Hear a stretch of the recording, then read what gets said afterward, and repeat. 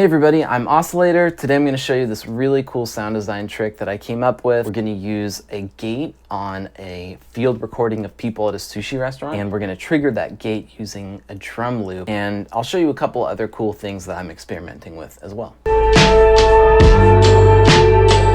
First, let's just listen to the field recording of the sushi restaurant. Makes me hungry. And now let's listen to the drum beat soloed.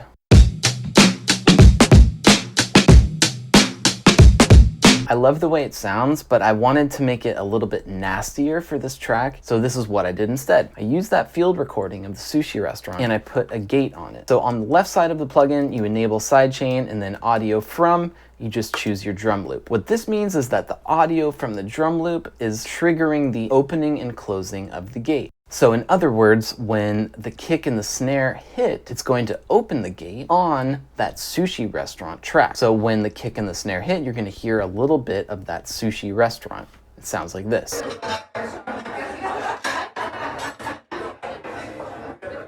When I turn the metronome on, you'll be able to hear that this is kind of now playing like a rhythmic thing.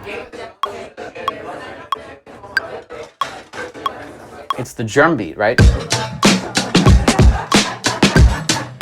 So you can hear now that that sushi restaurant is playing in time with the drum beat. You don't really hear like what's happening, but it does give the drums just a little bit of nastiness, which I think is so cool.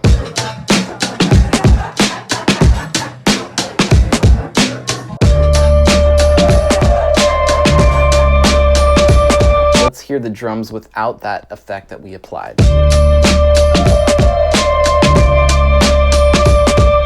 It still sounds cool, but it doesn't have that same just like nasty chaos that I really like with that sushi track in there. You don't even know what you're hearing exactly, and that's what I really like about this trick. It makes you feel something, but you're not really totally sure why. There's so many different ways to use gates like this in sound design, so I really encourage you to experiment and see what you come up with. But while we're here, how about I show you two other tricks I did on this track that I think are pretty cool that you might want to try.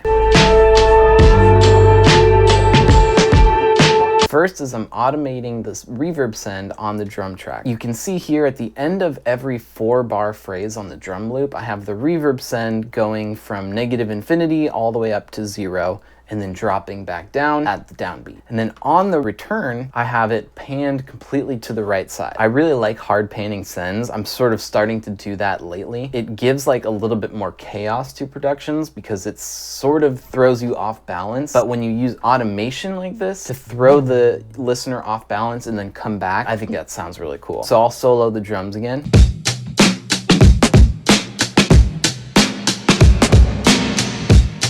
So you can hear how the reverb comes up and it's only on the right side, and then it cuts out. Pretty cool.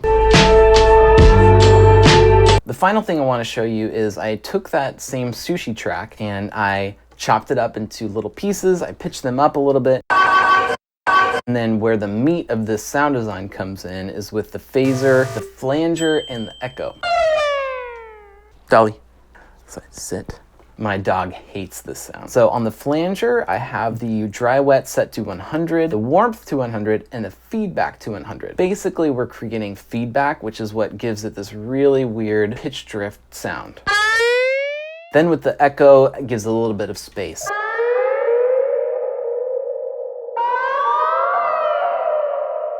It kind of sounds like Dory speaking whale in Finding Nemo.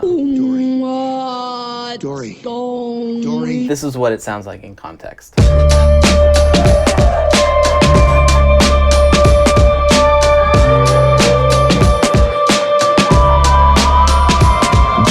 I still streaming? I hope you enjoyed this video. Thanks so much for watching. See you next time.